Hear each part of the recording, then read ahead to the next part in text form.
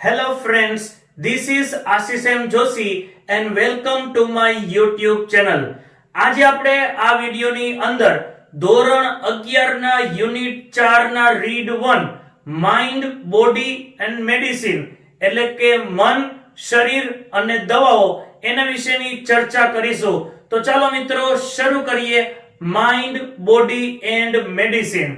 મિત્રો આ યુનિટ એટલે કે માઇન્ડ બોડી મેડિસિન એ માત્ર વિદ્યાર્થી માટે જ નહીં પણ દરેક વ્યક્તિ માટે એટલો જ અગત્યનો છે, કારણ કે આ યુનિટની અંદર આપણે આપણું જીવન કઈ રીતે જીવવું જોઈએ અને આપણે અત્યારે કઈ પ્રકારનું જીવન જીવીએ છીએ જેના કારણે આપણે શાંતિ નામની વસ્તુને ગુમાવી ચૂક્યા છીએ અને એક ભાગેલું જીવન જીવી રહ્યા છીએ. તો ખાસ કરીને આ કોવિડ-19 ની પરિસ્થિતિની અંદર જ્યારે આપણે શારીરિક અને માનસિક બંને રોગથી પીડાઈ રહ્યા છીએ ત્યારે આ એક પાઠ આપણે લાલ બત્તી સમાન દિશા સૂચન કરે છે અને આપણે આપણા જીવનને કઈ રીતે જીવવું જોઈએ તેનું માર્ગદર્શન આપે છે. મિત્રો, આપણી આસપાસની દુનિયામાં આપણે નજર ફેરવીએ તો દરેક વ્યક્તિ છે એ અલગ અલગ છે, શારીરિક રીતે તેમજ માનસિક રીતે. અને સંસ્કૃતમાં પણ એક કહેવત છે કે તુંડે તુંડે મતિર ભિન્ના, કે દરેક વ્યક્તિનો મગજ છે એ પણ અલગ છે, એનો કદ, એનો આકાર, એની પ્રકૃતિ આ દરેક વ્યક્તિની અલગ છે.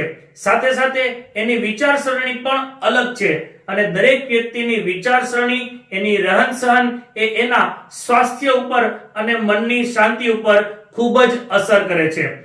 તમે કોર્પોરેટ લાઈફનો એક એક્ઝામ્પલ લઈ લ્યો તો એમનું જીવન સવારથી ઉઠી અને રાત્રે સૂવે નહીં ત્યાં સુધી ખૂબ જ હેક્ટિક હોય છે. ઇવન તમને પણ પૂછવામાં આવે મિત્રો કે તમારું જીવન, એટલે તમે કહી દો કે અમારી પાસે જરા પણ ટાઈમ નથી. સવારના ઉઠો તો તમારે કામ હોય અને રાત્રે સૂવો નહીં ત્યાં સુધી તમારા જીવને કે કોઈના જીવને શાંતિ નથી હોતી. તો આ અશાંત ભર્યું જીવન છે એ આપણા જીવનનો એક હિસ્સો બની ચૂક્યો છે અને જેના કારણે આપણે શારીરિક અને માનસિક રોગોથી પીડાઈ રહ્યા છીએ.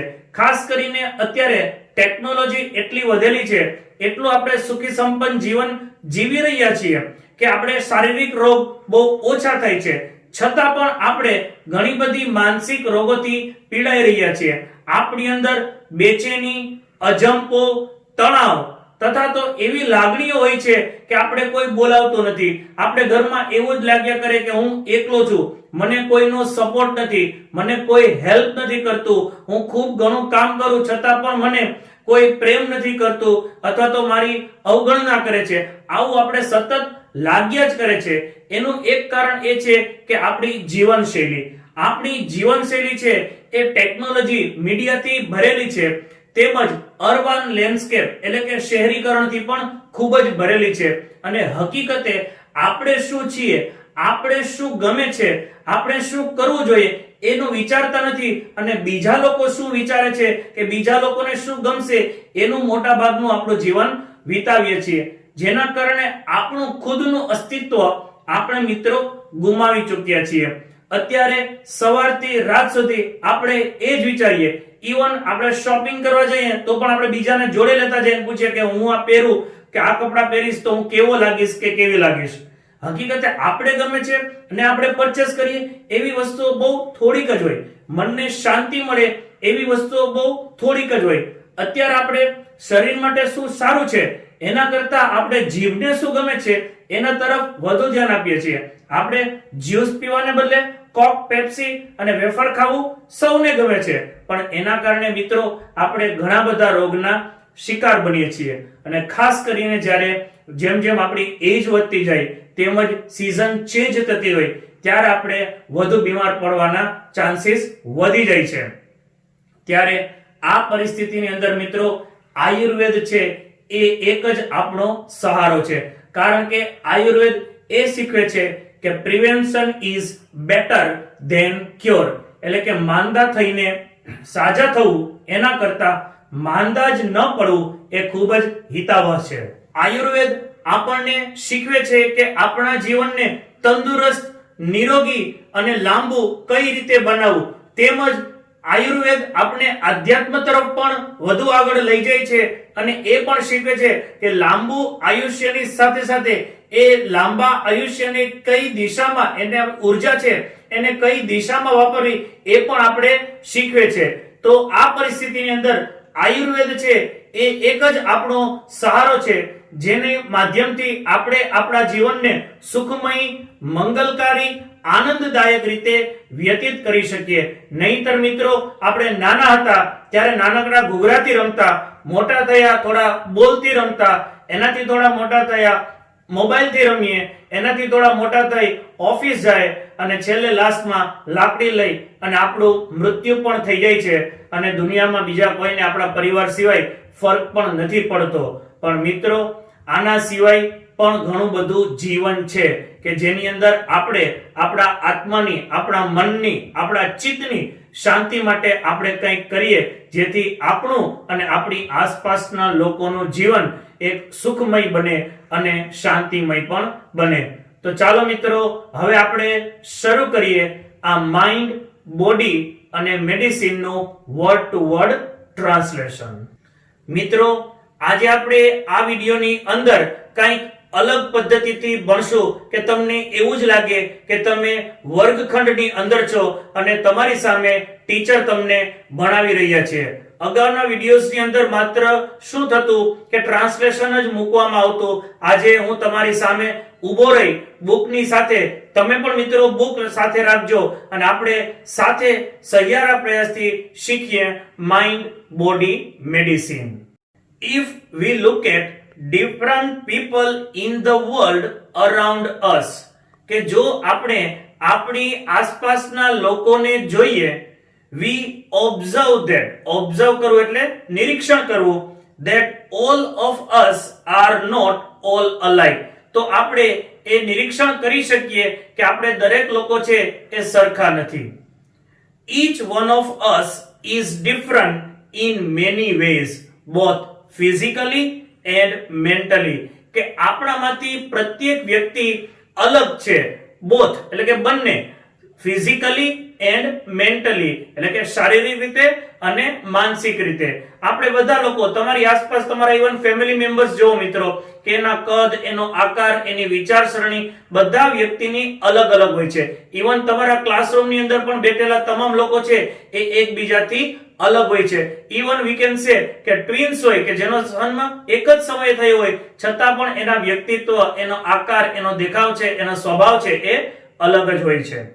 We ought to understand our own nature and the nature of others for our own happiness and well-being in life. Well-being એટલે સ્વસ્થતા. કે આપણે આપણી પ્રકૃતિ અને આપણી આસપાસના લોકોની પણ પ્રકૃતિને સમજવી જોઈએ, જેથી આપણે પણ ખુશ રહી શકીએ અને સ્વસ્થ રહી શકીએ અને તે લોકો પણ ખુશ અને સ્વસ્થ રહી શકે. The shapes and size એટલે કે તેમનો આકાર, કદ, temperaments એટલે કે સ્વભાવ, and characters of people have lot of variations that must affect our health and happiness. કે લોકોના કદ, આકાર, સ્વભાવ અને એના કેરેક્ટર્સ એટલે કે એના લક્ષણો છે એ એમના સ્વાસ્થ્ય અને એની શાંતિને અસરગ્રસ્ત કરે છે. According to Ayurveda, according to એટલે કે ના મત મુજબ, ના મત પ્રમાણે, according to Ayurveda, physical diseases occur એટલે કે થવું, બનવું, mainly owing to એટલે ને લીધે, ને કારણે, external factors like wrong diet or exposure to pathogens. કે આયુર્વેદના મત પ્રમાણે શારીરિક રોગ છે એ મુખ્યત્વે બાહ્ય પદાર્થોથી થાય છે, જેવા કે રોંગ ડાયટ એટલે કે આપણો પ્રતિકૂળ ખોરાક ખાઈ લીધો હોય તો પણ આપણે બીમાર પડી શકીએ, અથવા તો આપણે કોઈ એક્સપોઝર ટુ પેથોજન્સ એટલે કે કીટાણુ, વાયરસ, બેક્ટેરિયા, કે એક્સપોઝર એટલે તેના સંપર્કમાં આવો, કે કોઈ આપણે વાયરસના સંપર્કમાં આવીએ તો પણ આપણે શારીરિક રીતે બીમાર થઈ શકીએ. Mental diseases arise mainly from internal factors એટલે કે આંતરિક બાબતોથી. માનસિક રીતે બીમાર મિત્રો આપણે આંતરિક બાબતોથી થઈએ છીએ.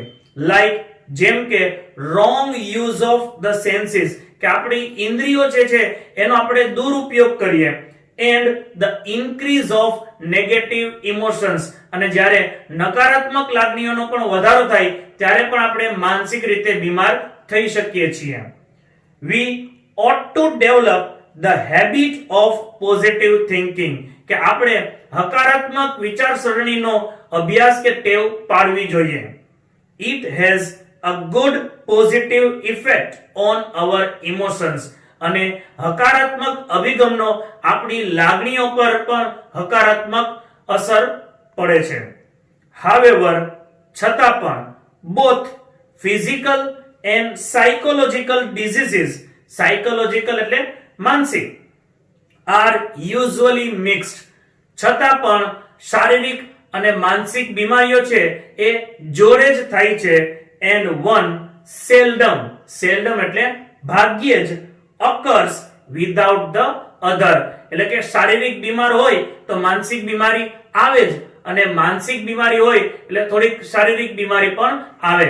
મિત્રો અભ્યાસ તો એવું કે છે કે 30% જે બીમાર હોય છે એ લોકોને માનસિક બીમારી પણ હોય છે. શારીરિક બીમારને પણ માનસિક બીમારી હોય છે. ખાસ કરીને જે લાંબી બીમારી હોય છે એવા પેશન્ટ વધુ માનસિક રીતે પણ બીમાર હોય છે.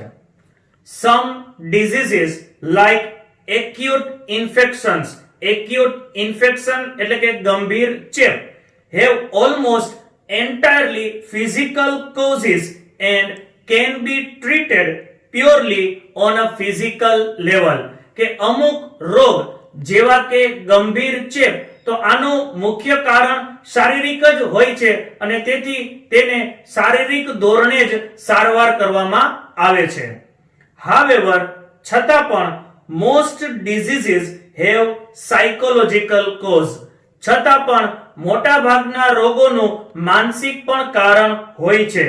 and all lasting diseases have psychological effects, અને લાંબી બીમારી વાળા રોગ છે એની માનસિક અસરો પણ ઘણી હોય છે. A physical disease disturbs the emotion, શારીરિક રોગ ઇમોશન્સ એટલે કે લાગણીઓને વિચલિત કરે છે. weakens the senses, weaken કરવું એટલે નબળું પાડવું, ઇન્દ્રિયોને નબળી પાડે છે. which may result into physical trouble, અને જેના કારણે શારીરિક મુશ્કેલીઓ ઉત્પન્ન થાય છે. they lead to dietary problems, એટલે ચયાપચયની મુશ્કેલીઓ, જેના કારણે ચયાપચયની એટલે કે પાચન ક્રિયામાં મુશ્કેલી થાય છે. strain એટલે કે તણાવ, strain the heart and nerves, એટલે કે હૃદય અને જ્ઞાનતંતુમાં પણ તણાવ ઉત્પન્ન થાય છે. and weaken the physical body, અને શારીરિક રીતે પણ આપણે નબળું પાડે છે. in the modern developed world our problems are mainly psychological, કે આ અત્યાધુનિક વિશ્વની અંદર આપણી મુખ્ય સમસ્યાઓ માનસિક છે. we have sufficient food, એટલે કે પૂરતું, clothing એટલે કે કપડા, and shelter એટલે કે આશરો. આપણી જે 3 પાયાની જરૂરિયાત છે રોટી, કપડા ઓર મકાન, એ આપણી પાસે પૂરતું છે. which prevent એટલે અટકાવવું, from getting most physical diseases, કે આપણી પાસે પૂરતો ખોરાક છે, કપડા છે, રહેઠાણ છે, કે જેના કારણે આપણે શારીરિક રોગોથી, મોટાભાગના શારીરિક રોગોથી આપણે મુક્ત રહી શકીએ છીએ. though most of us have no major physical problems, we still suffer from psychological unrest, એટલે કે અશાંતિ, બેચેની. જો કે મોટા ભાગના લોકોને મેજર કોઈ શારીરિક તકલીફ ન હોવા છતાં પણ તે લોકો પણ માનસિક બેચેનીનો શિકાર બની ગયા છે. this unrest may manifest એટલે લાગુ કરવું, as feelings of loneliness, અને આ બેચેનીના કારણે માણસને એકલતાનો અનુભવ થાય છે. not being loved, એવું એને લાગ્યા કરે કે એને કોઈ ચાહતું નથી. or appreciated. એને એવું પણ લાગ્યા કરે કે મારા કોઈ વખાણ નથી કરતું. એંગર, ગુસ્સો, સ્ટ્રેસ, તણાવ or anxiety. Anxiety એટલે ચિંતા. It can lead to the weakening of our physical energy and prevent us from doing what we really want to do. આ બધી લાગણીઓને કારણે આપણી શારીરિક ઉર્જા છે એ નબળી પડતી જાય છે અને આપણે જે ધારેલું કામ હોય છે એ કરી શકતા નથી. આપણે જે કરવું હોય છે એ કાર્ય માટે એ બાધારૂપ બને છે. Our very way of life breeds unhappiness. કે આપણું જીવન જીવવાની શૈલી જ દુઃખ પેદા કરે છે. We have hectic. Hectic એટલે દોડધામ ભર્યું and unstable એટલે કે અસ્થિર routines in which there is little peace એટલે કે શાંતિ or contentment એટલે કે સંતોષ. કે આપણા દોડધામ ભર્યા અને અસ્થિર રૂટીનની અંદર થોડીક જ જગ્યા છે શાંતિ અને સંતોષ માટે. We have disturbed the organic roots of life like good food, water and air and a happy family life. કે આપણે આપણા પાયાના મૂળભૂત સિદ્ધાંતોની અંદર આવતા સારો ખોરાક, હવા, પાણી અને કુટુંબની ભાવનાને ડિસ્ટર્બ કરી છે. We live in an artificial world. Artificial એટલે કે કૃત્રિમ, dominated by an urban landscape and mass media. કે આપણે લોકો એક કૃત્રિમ જીવન જીવી રહ્યા છે કે જેની અંદર શહેરીકરણ અને માસ મીડિયા એટલે કે પ્રચાર પ્રસાર માધ્યમોનું ડોમિનેશન એટલે કે પ્રભુત્વ વધુ જોવા મળે છે. There is a little to nourish the soul. અને આત્માને શાંતિ મળે એવી થોડીક જ વસ્તુઓ છે. We always desire new things and are seldom content with what we have. કે આપણે હંમેશા નવી જ વસ્તુઓની ઈચ્છા કરીએ અને આપણી જે પાસે વસ્તુ છે એનો સંતોષ માણી શકતા નથી. We always crave એટલે તીવ્ર ઈચ્છા કરવી, to have more અને વધુ ને વધુ મારી પાસે હોય એવી આપણે તીવ્ર ઝંખના કરતા હોઈએ છીએ મિત્રો. We are never still or at rest. કે આપણા જીવને ક્યારેય શાંતિ નથી હોતી કે આપણે કોઈ ચિત્ત સ્થિર નથી હોતું. Our medicine is more a quick fix to keep us going in our wrong lifestyle. અને આપણી દવા પણ એવી જ છે કે આપણે જે ખરાબ લાઈફસ્ટાઈલ છે એને વેગવંતી રાખે છે. And rarely addresses the behavioral root of our problems. અને તે આપણી દવા જે મુખ્ય તકલીફનું કારણ છે એને ક્યારેય એડ્રેસ કરતી નથી. We take a quick pill hoping that our problem will go away. કે આપણે ઝડપી મેડિસિન લઈ લઈએ, દવા ખાઈ લઈએ અને એવી આશા રાખીએ કે આપણી સમસ્યા જતી રહેશે. But we do not recognize એટલે ઓળખવું that it may only be a symptom એટલે કે લક્ષણ of an imbalanced life. પણ આપણે એ ઓળખી શકતા નથી કે આ imbalance એટલે કે અસંતુલિત જીવન ધોરણનું એક લક્ષણ છે. It is a warning light that we must notice. અને આ જે આપણા શરીરમાં બીમારી આવી છે એ એક વોર્નિંગ લાઇટ છે, લાલ બત્તી સમાન છે કે આપણે એના તરફ ધ્યાન આપવું જ પડશે. Ayurveda on the other hand કે બીજી બાજુ Ayurveda teaches harmony with nature. Harmony એટલે કે સુમેળ. કે આયુર્વેદ આપણને પ્રકૃતિ સાથે સુમેળ સાધવાનું, સિમ્પ્લિસિટી સાદાઈ and contentment એટલે કે સંતોષ as keys to well-being. કે આયુર્વેદ આપણને પ્રકૃતિ સાથે સુમેળ, સાદાઈ અને સંતોષ જ સુખી થવાનો માર્ગ છે એ દર્શાવે છે. It shows us how to live in a state of balance in which fulfillment is a matter of being, not of having. કે આયુર્વેદ આપણને એ દર્શાવે છે કે સિદ્ધિ છે એ જીવન જીવવાની રીત છે, નહીં કે મેળવવાની. It connects us with the source of creativity and happiness within ourselves. Ayurveda આપણને આંતરિક સર્જનતા તેમજ શાંતિ સાથે ખુશી સાથે જોડે છે, સો ધેટ તેથી વી કેન પરમેનન્ટલી ઓવરકમ કરવું એટલે હરાવવું, પરાજિત કરવું અવર સાયકોલોજીકલ પ્રોબ્લેમ્સ, જેથી આપણે હંમેશને માટે આપણી માનસિક બીમારીઓને પરાજિત કરી શકીએ. Ayurveda provides a real solution to our health problem, કે આયુર્વેદ આપણી શારીરિક બીમારીઓનું સચોટ નિરાકરણ પૂરું પાડે છે, which requires જેના માટે to change how we live, think and observe, જેના માટે જરૂરી છે કે આપણે કઈ રીતે જીવીએ છીએ, વિચારીએ છીએ અને નિરીક્ષણ કરીએ છીએ. લેવલ્સ ઓફ આયુર્વેદિક હીલિંગ, આયુર્વેદિક સારવારના તબક્કાઓ. હીલિંગ એટલે સારવાર. Ayurveda recognizes 4 primary levels of healing, કે આયુર્વેદ મુખ્યત્વે 4 પ્રાથમિક તબક્કાઓથી સારવાર કરે છે. The first one, disease treatment, એટલે કે રોગની સારવાર.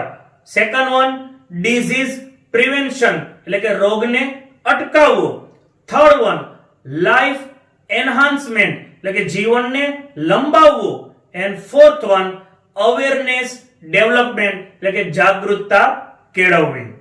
For most of us, medical treatment begins when we fall ill.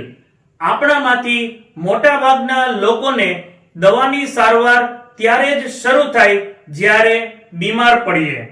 It is a form of disease treatment, અને આ એક રોગની સારવારનો હિસ્સો છે. A response to a condition that has already occurred, કે આની અંદર એક પરિસ્થિતિ બની ચૂકેલી છે એની આપણે પ્રતિક્રિયા આપીએ છીએ. It aims at fixing something already broken, કે આ તબક્કો એને અસર પામશે કે જે પરિસ્થિતિ ઓલરેડી થઈ ચૂકી છે. મીન્સ કે આપણા શરીરમાં બીમારી આવી ચૂકેલી છે, એને આપણા શરીરને થોડુંક તોડી નાખેલું છે, અંદરથી ભાંગી નાખેલું છે, એને આપણે સાજું કરીએ છીએ. However, if medicine begins with the treatment of disease, it is a failure because the disease is already harming us.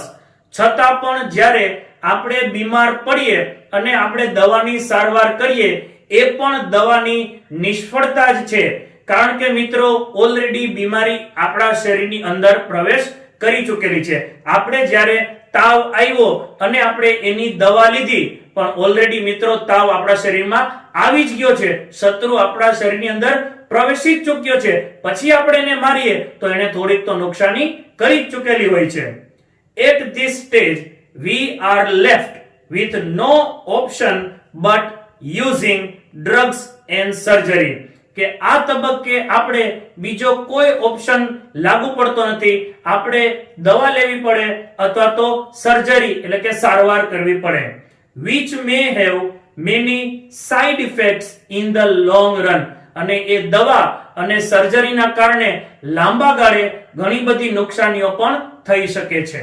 A higher level of healing aims at preventing disease before they manifest, કે ઉચ્ચ તબક્કાની સારવાર એ છે મિત્રો કે રોગોને દેખાતા પહેલા જ અટકાવવો. ઇંગ્લિશમાં પણ એક કહેવત છે, prevention is better than cure, કે માંદા પડી અને સાજા થવું એના કરતા માંદા જ ન પડવું એ વધુ સારું છે. To reach this stage we ought to consider the fact of our lifestyle, અને આ સ્ટેજ સુધી પહોંચવા માટે આપણે ઘણી બધી બાબતો વિચારવી જોઈએ, જેમ કે આપણું લાઈફસ્ટાઈલ એટલે કે જીવનશૈલી, એન્વાયરમેન્ટ વાતાવરણ, વર્ક એટલે કે કાર્ય, એન્ડ સાયકોલોજીકલ કન્ડિશન આપણું કાર્ય તેમજ આપણું માનસિક પરિસ્થિતિ. વી મસ્ટ એલિમિનેટ કરવું એટલે કે દૂર કરવું. We must eliminate the wrong factors in our daily lives that make us helpless to disease, કે આપણે આપણા જીવનમાંથી એવા તમામ ખરાબ બાબતોને દૂર કરી નાખવી જોઈએ જેના કારણે આપણે બીમાર પડીએ છીએ. ટુ સમ એક્સટેન્ટ, થોડા પ્રમાણમાં. વી આર ઓલવેઝ સિક એટલે કે બીમાર. થોડા પ્રમાણમાં આપણે બધા લોકો બીમાર જ હોઈએ. Because our lifestyle itself is unstable, કારણ કે આપણું જીવન છે એ જ અસ્થિર છે. There are always some diseases attacking us, કે હંમેશા અમુક રોગો આપણા ઉપર અટેક જ કરતા હોય છે. Particularly in changes of seasons or in the aging process, ખાસ કરીને ઋતુચક્ર બદલતું હોય ત્યારે અથવા તો જ્યારે આપણે વૃદ્ધ થતા હોઈએ ત્યારે. Health is a matter of continual adjustment, કે સ્વાસ્થ્ય છે એ હંમેશા માટે સમાધાનની પ્રક્રિયા છે. Like navigating a ship upon the sea, કે જેમ દરિયા ઉપર શિપને બરોબર દિશા સૂચન હંમેશા માટે કરવું જોઈએ એમ આપણા સ્વાસ્થ્યનું છે. Our health is an ongoing concern, કે આપણું સ્વાસ્થ્ય છે એ હંમેશા માટે ચિંતાનું એટલે કે કન્સર્નનું કારણ છે. The third level of treatment is life enhancement therapy, કે ત્રીજો તબક્કો આયુર્વેદિક સારવારનો એ છે કે જીવનને લાંબુ ટકાવવું. which aims at improving our vitality એટલે કે જીવનતા, કે જેનું લક્ષ્ય છે આપણા જીવનને લાંબુ કરવું. and enabling us to live longer, અને આપણે લાંબુ આયુષ્ય કઈ રીતે પ્રાપ્ત કરી શકીએ એ ત્રીજો તબક્કો આયુર્વેદિક સારવારનો છે.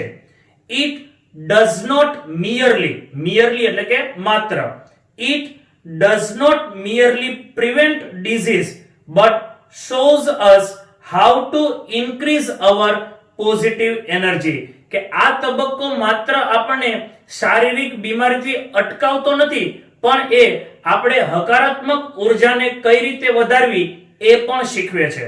However, છતાં પણ Ayurveda aims at creating health, Ayurveda સ્વાસ્થ્યને નિરોગી બનાવવાનું શીખવે છે. Avoiding diseases, રોગને અટકાવવાનું શીખવાડે છે. and helping us live longer, અને આપણને લાંબુ આયુષ્ય જીવવામાં મદદ કરે છે. The fourth level of Ayurvedic healing is awareness development. આયુર્વેદિક હિલિંગનો ચોથો તબક્કો છે જાગૃતતા કેળવવી. This requires a spiritual એટલે આધ્યાત્મિક approach to life, કે આની અંદર આધ્યાત્મિક અપ્રોચ એટલે કે આપણે જે જીવન જીવવાની શૈલી છે એ આધ્યાત્મિક હોવી જોઈએ.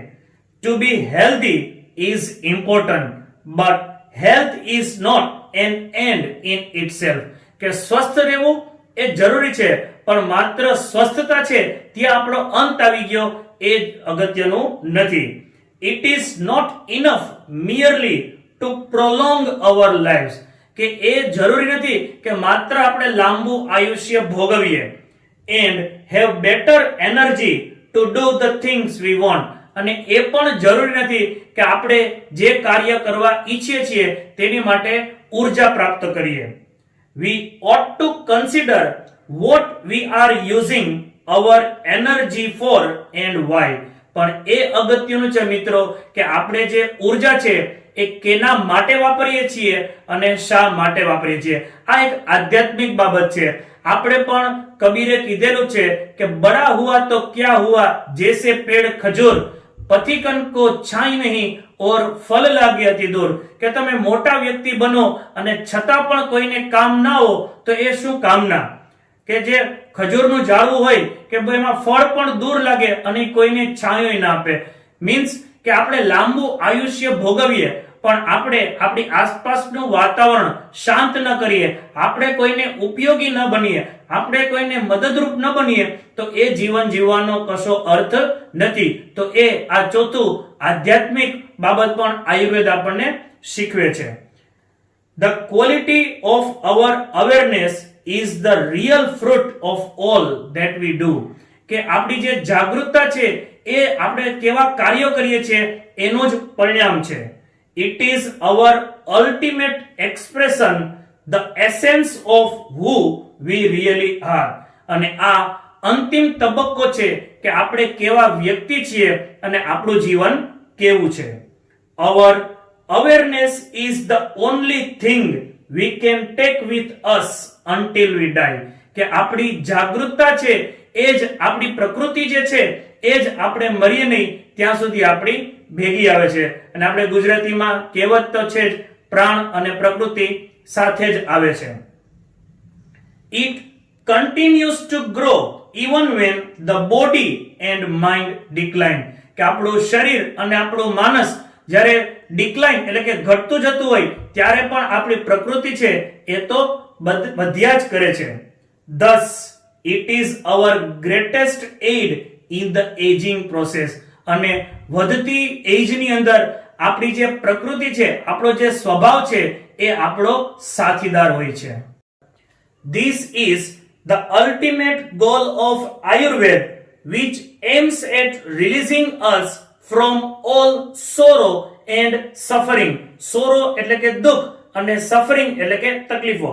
આયુર્વેદનું અંતિમ ધ્યેય એ છે કે મનુષ્યને દુઃખ અને તકલીફમાંથી મુક્ત કરવા. True awareness is the ultimate cure for all psychological disorders. કે સાચી જાગૃતતા જ બધા મનોવિકૃતિઓ એટલે કે મનો અસ્થિર રોગોનો ઉપચાર છે. But to understand it, પણ તેમને સમજવા માટે we must first look into mind and its function. પણ આને સમજવા માટે આપણે મન અને તેના કાર્યને સમજવું ખૂબ જ જરૂરી છે. We had better start from where we are. અને આપણે જ્યાં છીએ ત્યાંથી જ એને સમજવાની કોશિશ કરવી પડે. In this direction our journey proceeds. Proceeds એટલે આગળ વધવું, અને એ દિશામાં આપણી યાત્રા આગળ વધશે. મને ખાતરી છે મિત્રો તમે આ યુનિટને ક્લાસરૂમમાં હોય એ જ રીતે ભણ્યા હશો અને તમને આ યુનિટ સમજવાની ખૂબ જ મજા પડી હશે. તો આવા અંગ્રેજી વિષયના વિડિયોઝ જોવા માટે આ આશિષ એમ જોશી ચેનલને લાઈક કરો, સબસ્ક્રાઇબ કરો અને શેર કરો.